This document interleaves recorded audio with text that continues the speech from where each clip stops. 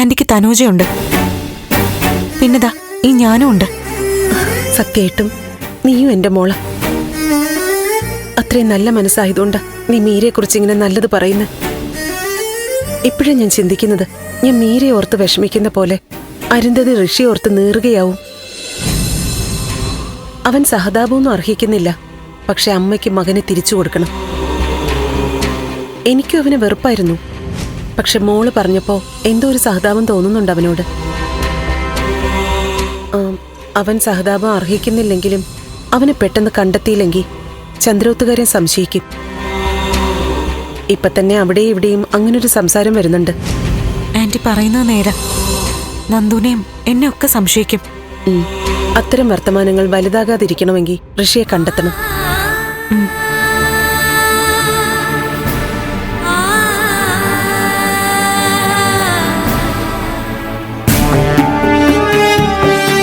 Sir, Nandan വന്നിട്ടുണ്ട്, സിദ്ധാർത്ഥ സാറിന്റെ മകൻ. സിദ്ധാർത്ഥ സാറിന്റെ മകനോ? MLA യുടെ ഹസ്ബൻഡ്. വരാൻ പറയേ. ഇതാ റഷീദിനെ ഏൽപ്പിക്കും. Okay sir.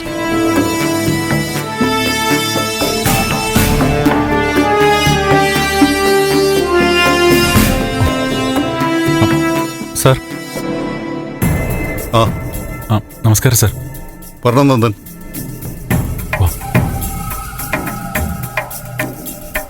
നന്ദൻ കൃത്യസമയത്ത് തന്നെ എത്തിയല്ലോ. ഞാൻ കരുതി വൈകുമെന്ന്.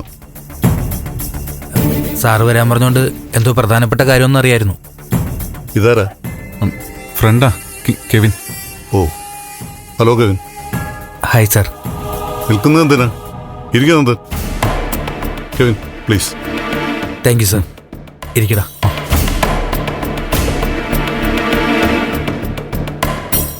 രണ്ടാളും ചായ കുടിക്കുമല്ലോ അല്ലേ? അയ്യോ വേണ്ട സാർ. എന്താ ചായ കുടിക്കില്ലേ? വരുന്ന വഴിക്ക് കുടിച്ചിട്ടാ വന്നേ.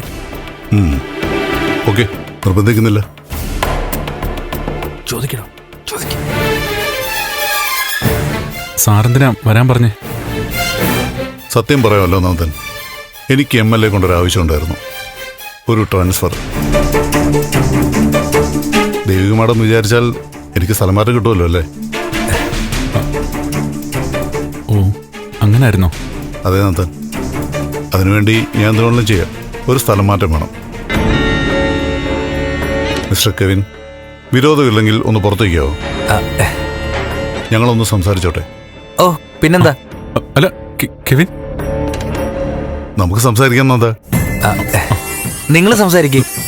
പിന്നെ സാറിന്റെ ട്രാൻസ്ഫറിന് ഞാനും ശ്രമിക്കാം. നമുക്ക് ശരിയാക്കാന്നേ. ഓക്കെ. എടാ ഞാൻ പുറത്ത് കാണും. ശരി സാർ.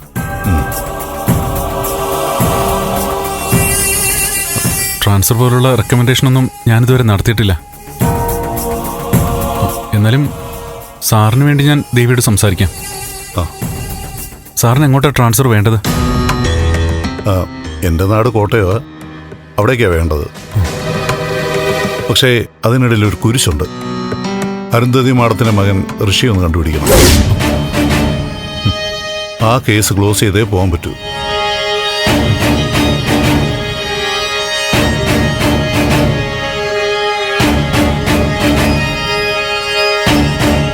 ഋഷിയെ കണ്ടെത്താൻ നന്ദനൊന്ന് സഹായിക്കണം. അല്ല സാർ, എനിക്കതിന്. നന്ദന് ഋഷിയെ അറിയില്ലേ? അറിയാം. അവനെ എങ്ങനെയെങ്കിലും ഒന്ന് കണ്ടുപിടിച്ച് ഫയൽ ക്ലോസ് ചെയ്താലേ എനിക്ക് നാട്ടിൽ പോകാൻ പറ്റൂ. ഒന്ന് സഹായിക്കാം നന്ദൻ. അല്ല സാർ, ഞാൻ ഈ അടുത്തെങ്ങാനും നന്ദൻ ഋഷിയെ കണ്ടിരുന്നോ? ഇല്ല സാർ. ഓ, അത് കഷ്ടമായി പോയല്ലോ. ഞാൻ കരുതിയത് നന്ദൻ ഋഷിയെ മീറ്റ് ചെയ്തിട്ടുണ്ടാവുന്ന. അതിൽ നിന്ന് എനിക്കതിൽ സൂചന കിട്ടുമെന്ന് കരുതി.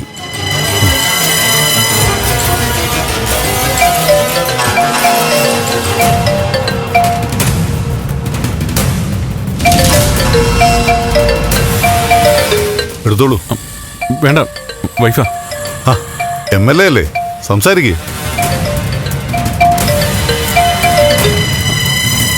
ഹലോ ദേവി. നന്ദു, ഞാനിപ്പോ ഫ്രീയാ. ചന്ദ്രമതി ആന്റി എന്നോടൊപ്പം ഉണ്ട്. ഓ അതെയോ? നന്ദു ഫ്രീ ആണെങ്കിൽ ഒന്ന് വരുമോ?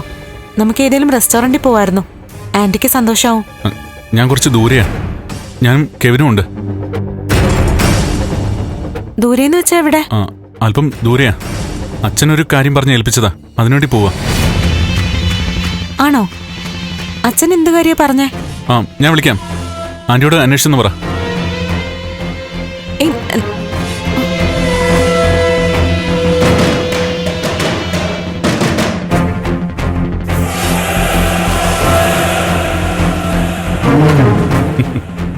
നന്ദൻ ആളുകൊള്ളാമല്ലോ. ഉയർന്നൊരു പോലീസ് ഉദ്യോഗസ്ഥന് മുന്നേ ഇരുന്ന് എത്ര നീട്ടയുടെ കള്ളം പറഞ്ഞത്. നന്നായിട്ടുണ്ട്, സമ്മതിച്ചിരിക്കുന്നു. സത്യം പറഞ്ഞാലേ നന്ദൻ പറയുന്നത് കേട്ടപ്പോൾ ഞാൻ പോലും വിശ്വസിച്ചു പോയി. നന്ദൻ ദൂരെ എവിടെയോ ആണെന്ന്. അത്ര നാച്ചുറലായിരുന്നു.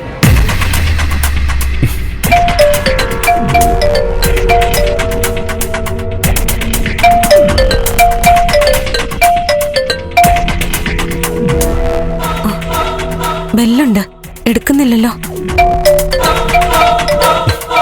കള്ളം പറയുന്നതിൽ എക്സ്പേർട്ട് ആയവരുടെ ലക്ഷണമാണ്. കള്ളം പറഞ്ഞു കഴിഞ്ഞാൽ അടുത്ത കോൾ എടുക്കില്ല.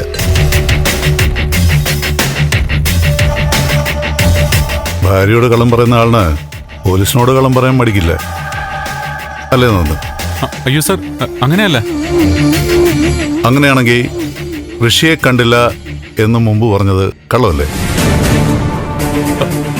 അല്ല സാർ, അത് കള്ളമല്ല. നന്ദൻ ടെൻഷനാവുന്ന എന്തിനാ? ഒരു ചായ വരുത്തട്ടെ? വേണ്ട സാർ.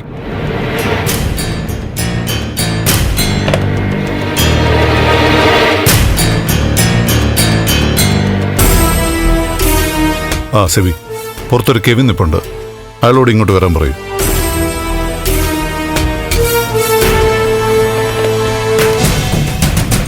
എന്താ, താൻ വെള്ളമെങ്കിലും എടുത്ത് കുടിക്കുക. ആ കുടിക്കടോ.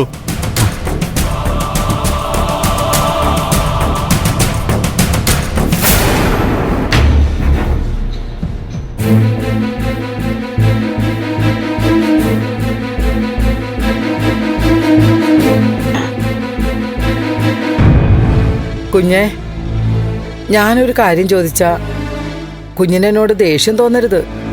എന്താ ഭാർഗവി? പ്രഭക്കുഞ്ഞിനോട് ആ അരുന്ധതി ഋഷിയൊക്കെ കാണിച്ച കാര്യങ്ങളൊക്കെ എനിക്കറിയാം. അതിൻ്റെ ഒരു വാശിക്ക് കുഞ്ഞ് നേരിട്ടോ മറ്റാരെങ്കിലും വിട്ടോ ഋഷിയെ ഞാൻ അപകടപ്പെടുത്തിയിട്ടുണ്ടെന്നാണോ? അല്ല, സ്വാഭാവികമായിട്ടും കുഞ്ഞിന്റെ സ്ഥാനത്ത് ആരായാലും അങ്ങനെ ചിന്തിച്ചു പോകും. കുഞ്ഞും അതുപോലെ. അല്ല, ഞാൻ വെറുതെ ചോദിക്കുന്നതാ. ഋഷിയെ കാണാതായതിനെ കുറിച്ച് അവിടെ ഇവിടെ ഓരോന്ന് കേട്ടു തുടങ്ങി, അങ്ങനെ ചോദിക്കുന്നതാ. ഭാർഗവി, ഞാൻ മറച്ചു വെക്കുന്നില്ല. അവനൊന്ന് അവസാനിച്ചെങ്കിലെന്ന് ഞാൻ ആഗ്രഹിച്ചിട്ടുണ്ട് പലവട്ടം. അന്ന് അമ്പലത്തിൽ നിന്ന് മടങ്ങുമ്പോ അവൻ എന്നെ അവഹേളിച്ചില്ലേ? ആ ദിവസം 100% ഞാൻ ചിന്തിച്ചു അവനെ എങ്ങനെയും തീർക്കണമെന്ന്. എന്നോടുള്ള പക അവൻ എന്റെ കുടുംബത്തോടും കാണിക്കുമെന്ന് ഞാൻ പേടിച്ചു. അവൻ ജീവനോടെ ഇരുന്നാൽ എനിക്കും വീട്ടുകാർക്കുമൊക്കെ അവനോടുള്ള ഒരു ഭയത്തിന്റെ നിഴലിലായിരിക്കും ആജീവനാന്തം കഴിയേണ്ടി വരിക എന്നൊരു തോന്നലുണ്ടായി. പക്ഷെ അടുത്ത നിമിഷം ഞാൻ ആ തീരുമാനത്തിൽ നിന്ന് മാറി. ഞാൻ ചിന്തിച്ചു, ഞാൻ കാരണം വേദനിച്ചിട്ടുള്ളവൻ അവൻ. നഷ്ടം സംഭവിച്ചിട്ടുണ്ടവന്. അവന്റെ ഇണയെ അവന് നഷ്ടപ്പെട്ടത് ഞാൻ കാരണോ? ബാക്കി എന്തവൻ മറന്നാലും കൂട്ടുകാരിയുടെ മരണത്തിന് ഞാനാണ് കാരണക്കാരി എന്നുള്ളത് അവന് മറക്കാൻ പറ്റില്ല. അതുകൊണ്ട് അവന്റെ ഭാഗത്ത് നിന്ന് എന്റെ നേർക്കുണ്ടാവുന്നതൊക്കെ സഹിച്ചേക്കാന്ന് തന്നെ കരുതി. എന്നാൽ ചിലപ്പോ അവന്റെ ഭീഷണി അവനെ ഇല്ലാതാക്കിയിട്ടായാലും അവസാനിപ്പിച്ചേ പറ്റൂന്ന് തോന്നും. അങ്ങനെ മനസ്സ് ചാഞ്ചാടുകയായിരുന്നു. പക്ഷേ ഇന്നിപ്പോ അവനെ കാണാതായിരിക്കുന്നല്ലോ, അതിൽ എനിക്ക് ഒരു മനസ്സറിവുമില്ല. അവൻ മറ്റെവിടേക്കെങ്കിലും പോയതായിരിക്കും ഭാർഗവി. അതെ, അങ്ങനെ ആയിരിക്കും. പക്ഷെ നമ്മുടെ ആൾക്കാരല്ലേ, ഇനിയും ഋഷി തിരിച്ചു വരില്ല എന്നുണ്ടെങ്കിൽ ആൾക്കാർ ഓരോ കഥകൾ ഉണ്ടാക്കാൻ തുടങ്ങും. ആ കഥകളിലൊക്കെ വില്ലത്തിയാവാൻ പോകുന്ന പ്രഭക്കുഞ്ഞായിരിക്കും. ആയിക്കോട്ടെ, ഇനി അഥവാ എന്നെ സംശയിച്ച് പോലീസ് അറസ്റ്റ് ചെയ്യുകയാണെങ്കിൽ അതും ആയിക്കോട്ടെ. പക്ഷേ എന്റെ വീട്ടുകാർക്ക് ദോഷം വരാൻ ഞാൻ സമ്മതിക്കില്ല. അവനോട് ഞാൻ ചെയ്തതൊക്കെ പോലീസിന് മുമ്പിൽ ഏറ്റു പറഞ്ഞവളാ ഭാർഗവി ഞാൻ. അന്ന് അരുന്ധതി സ്റ്റേഷനിൽ വന്നിട്ടാ ഞാൻ കുറ്റമൊന്നും ചെയ്തിട്ടില്ലെന്ന്, അവൾക്ക് പരാതി ഒന്നും ഇല്ലാന്നും ഒക്കെ പോലീസിനോട് പറഞ്ഞത്. കുഞ്ഞെ, ഞാൻ കുഞ്ഞിനെ വിഷമിപ്പിക്കാനല്ല ചോദിച്ചത്.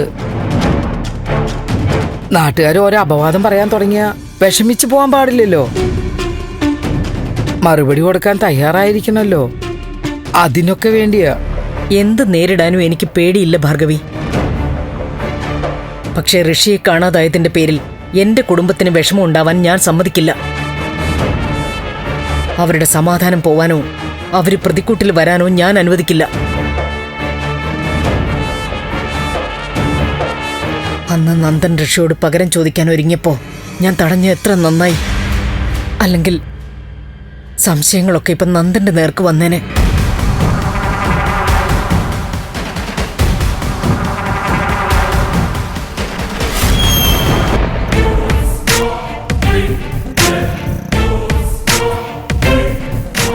നിങ്ങൾ നല്ല ഫ്രണ്ട്സാണെന്നൊക്കെ എനിക്കറിയാം. ഇതിപ്പോ എനിക്ക് വേണ്ടി കെവിൻ തന്നെ നന്ദനോടൊന്ന് ചോദിക്കണം, ഋഷിയെ അടുത്തെങ്ങാനും കണ്ടിട്ടുണ്ടോ എന്ന്.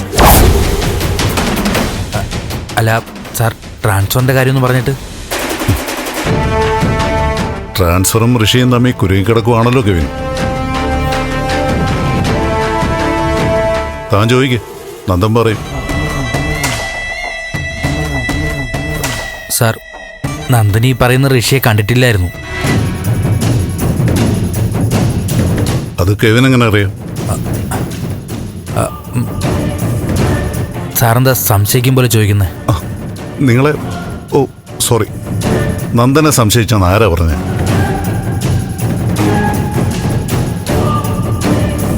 ഞാൻ ചില കാര്യങ്ങൾ ചോദിച്ചെന്നേ ഉള്ളൂ. ഓക്കെ, ഞാൻ നിങ്ങളെ ബുദ്ധിമുട്ടിക്കുന്നൊന്നുമില്ല. ഒരു മിനിറ്റ്, ഒരു അർജന്റ് കേസ് വിട്ടുപോയി.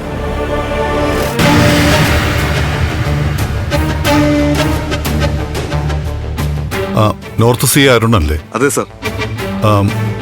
ഇന്നലെ പിടിച്ച രമണി മട്ട കേസിലെ പ്രതിയുടെ അവസ്ഥ എന്താ? അവസ്ഥ മോശമാണ്, എന്നാലും ബോധം വന്നിട്ടുണ്ട് സാർ. ഇനി പച്ചവെള്ളം കൊടുത്തേക്കരുത്. ഇല്ല സാർ, ഈ കുരിക്കുന്നവൻ രക്ഷപ്പെടില്ല. 3 or 4 മുറ ഏതായാലും വേണ്ടില്ല, അവനെ ഇന്ന് ഉച്ചയ്ക്ക് മുമ്പ് കുറ്റം സമ്മതിപ്പിച്ചിരിക്കണം. സാർ. നന്നായിട്ട് പെരുമാറിക്കൂ. ശരി സാർ. പിന്നെ ആ CC ക്യാമറയൊക്കെ അങ്ങ് ഓഫ് ചെയ്തേക്ക്. തീർച്ചയായും സാർ, ക്യാമറ ഓഫ് ചെയ്തിട്ടുണ്ട്. ചത്തുപോകാതെ നോക്കണേ. അത് നോക്കിക്കോളാം സാർ. ഇന്നവൻ കുറ്റം സമ്മതിക്കും. ശരി. കേട്ടോ മിസ്റ്റർ കെവിൻ, പ്രതികളെ തല്ലണമെന്ന് ഞങ്ങൾക്ക് ആഗ്രഹമൊന്നുമില്ല. പക്ഷേ അവർ കുറ്റം സമ്മതിച്ചില്ലെങ്കിൽ ഞങ്ങൾ എന്ത് ചെയ്യും? നന്ദൻ പറയും, കുറ്റവാളികളെ തല്ലുന്നത് തെറ്റാണോ?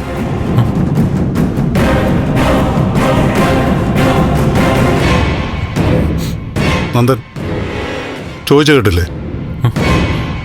കുറ്റം ചെയ്തവരെ ചവിട്ടിക്കൂട്ടി ഭിത്തിയിലൊട്ടിക്കുന്നത് ശരിയാണോ തെറ്റാണോ എന്ന്. സാർ, നന്ദൻ പാവമാണ്. അവനോടൊന്നിനെ ചോദ്യം ചോദിച്ച് ബുദ്ധിമുട്ടിക്കുന്നത്. ഓക്കെ, എങ്കിൽ കെവിനോട് ചോദിക്കാം, കുറ്റവാളികളെ പോലീസ് എന്ത് ചെയ്യണം? ഉദാഹരണമായി നന്ദൻ ഋഷിയെക്കുറിച്ച് ചോദിക്കുന്നതിനൊന്നും ഉത്തരം പറയുന്നില്ല. 16-ാം തീയതി നന്ദനും കെവിനും ഋഷിയെ കണ്ടിരുന്നു.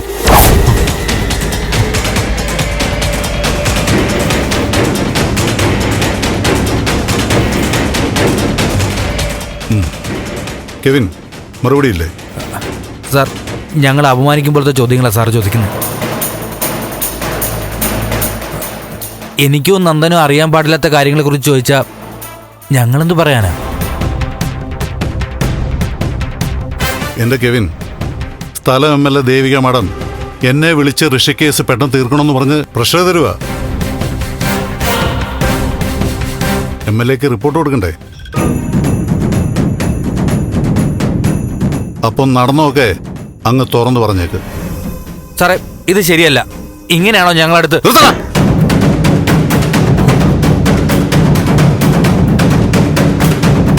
നീ എന്താടാ എന്നെ പഠിപ്പിക്കാൻ നോക്കുക? നന്ദന്റെ കൂടെ നീ വാലായിട്ട് കയറി വന്നപ്പോഴേ എനിക്ക് ചൊറിഞ്ഞു വന്നതാ. ചോദിക്കുന്ന ചോദ്യങ്ങൾക്ക് മര്യാദയ്ക്ക് ഉത്തരം പറഞ്ഞോ, കേട്ടോടാ?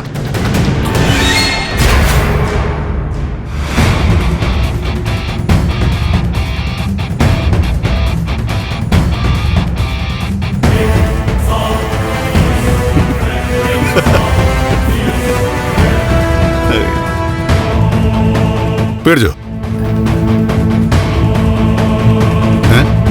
പേടിച്ചോ? പേടിച്ചല്ലേ?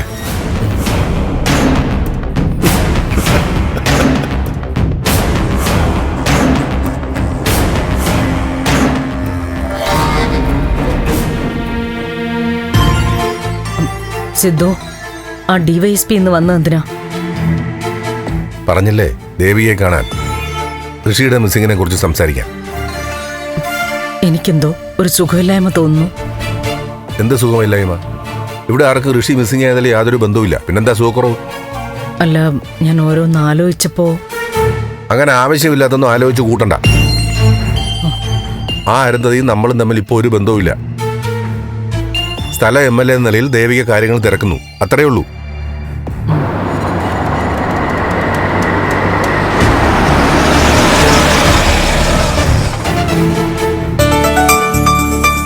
മുരളേട്ടൻ ഇറങ്ങുന്നില്ലേ? ഇനിയിപ്പോ പ്രോഗ്രാം ഒന്നും ഇല്ലെങ്കിൽ ഞാൻ വണ്ടി ഒതുക്കിയിട്ട് വീട് വരെ ഒന്ന് പോയിട്ട് വന്നാലോ? എന്നാ അങ്ങനെ ആവട്ടെ. ഗൗരി സ്പെഷ്യൽ വിഭവങ്ങളൊക്കെ കരുതിയിട്ടുണ്ടാവും അല്ലേ? ഏയ്, നമുക്കെന്താ സ്പെഷ്യൽ അല്ലേ? ശരി. ആ ശരി. മുരളേട്ടൻ ഇറങ്ങുന്നില്ലെങ്കിൽ വീട്ടിൽ പൊക്കോ, ഞാൻ ഇറങ്ങുമ്പോ വിളിച്ചോളാം. ശരി.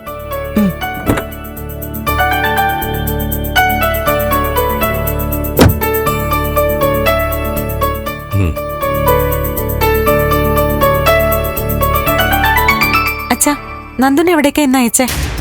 നന്ദനെ അയച്ചെന്നോ? ആര്? എവിടേക്ക്? അല്ല, നന്ദുനെ വിളിച്ചപ്പോ നന്ദു പറഞ്ഞു ദൂരെ ഇങ്ങോട്ട് പോവാന്ന്. അച്ഛൻ എന്തോ കാര്യങ്ങൾ ചുമതലപ്പെടുത്തിയെന്നൊക്കെ. അവൻ നിന്നെ പറ്റിച്ചതാ മോളെ. പ്രാങ്ക് ഷോകളില്ലേ അതുപോലെ. ഏയ്, അങ്ങനെയൊന്നും അല്ലച്ചാ. സീരിയസ് ആയിട്ട് നന്ദു പറഞ്ഞേ. ശബ്ദത്തിൽ എന്തോ ടെൻഷനും തോന്നി. അച്ഛൻ പറഞ്ഞയച്ച കാര്യത്തിന് വേണ്ടി പോകുന്നു, കെവിനും കൂടെ ഉണ്ടെന്നൊക്കെ പറഞ്ഞു. അമ്മയോട് എന്തെങ്കിലും പറഞ്ഞിരുന്നോ? അമ്മ എവിടെയെങ്കിലും പറഞ്ഞയച്ചതാണോ? ഇല്ല, ഞാൻ വിളിക്കാം അവനെ. ആരോടും പറയാതെ അവൻ എവിടെ പോയെന്നറിയണമല്ലോ. ഏയ് വേണ്ട പ്രഭ. എന്തെങ്കിലും ബിസിനസ് തിരക്കാണെങ്കിൽ വെറുതെ വിളിച്ച് ടെൻഷൻ കൊടുക്കണ്ട. അല്ല, സിദ്ധു അവനോടൊന്നും പറഞ്ഞിട്ടില്ല. പിന്നെന്തിനാ അവൻ സിദ്ധുവിനെയും കൂടി ചേർത്ത് കള്ളം പറഞ്ഞത്? അവൻ എന്തു പറ്റി? എവിടെയാണെന്ന് പറയാതിരിക്കാൻ മാത്രം അത്ര രഹസ്യ സ്വഭാവമുള്ള കാര്യങ്ങളൊന്നും അവനില്ല. പിന്നെന്തിനാ അവൻ അങ്ങനെ കള്ളം പറഞ്ഞത്? അന്ന് പൊന്മന തിരുമേനി നടത്തിയ പൂജയൊന്നും ഫലം ഉണ്ടാക്കിയില്ലേ? ഇന്നലെ രാത്രിയൊക്കെ വളരെ സന്തോഷത്തോടെ സംസാരിച്ചതാ. പറ്റുമെങ്കിൽ ഇന്ന് ബീച്ചിൽ പോവാന്ന് പറഞ്ഞിരുന്നു. പക്ഷെ രാവിലെ തന്നെ നന്ദു അല്പം അസ്വസ്ഥനായിരുന്നു. ഇപ്പതാ ഇങ്ങനെ. മോള് വിഷമിക്കണ്ട, അവൻ വരട്ടെ. എന്താ പ്രശ്നം ഒന്ന് ചോദിക്കാം. മുൻപ് ഏത് കാര്യവും നന്ദു തുറന്നു പറയുമായിരുന്നു. ഇപ്പോ എല്ലാം അങ്ങ് മനസ്സിലൊതുക്കി വെക്കുക. എന്തായാലും മോളൊന്ന് വിളിക്ക്. അല്ലമ്മേ, അത് മോള് വിളിക്ക്. ആ, ഏകദേശം ഒരു ധാരണയായിട്ടുണ്ട്. ആ, ഞാൻ വിളിക്കും. സാർ, ഞങ്ങൾ പൊയ്ക്കോട്ടെ? എന്താ ധൃതി? കുറച്ചുകൂടെ സംസാരിച്ചിട്ട് പോ. ആ, ഒരു കോഫി കുടിക്കുക അല്ലേ?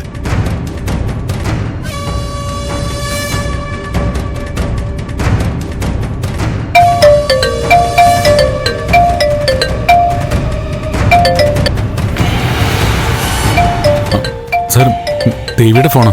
ഞാനൊന്ന് ആ വേണ്ട, ഒരിക്കലെടുത്തതല്ലേ, അത് മതി. ഫോൺ അവിടെ വെച്ചേക്ക്.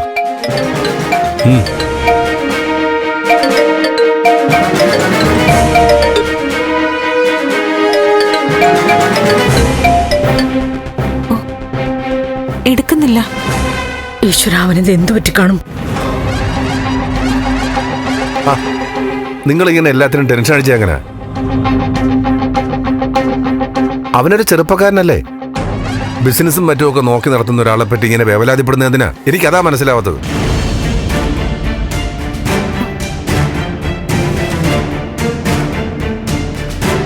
അവനിങ്ങ് വരട്ടെ, ചോദിക്കണം. നിന്നോട് പോലും പറയാതെ അവൻ എങ്ങോട്ടാ പോയെന്ന്.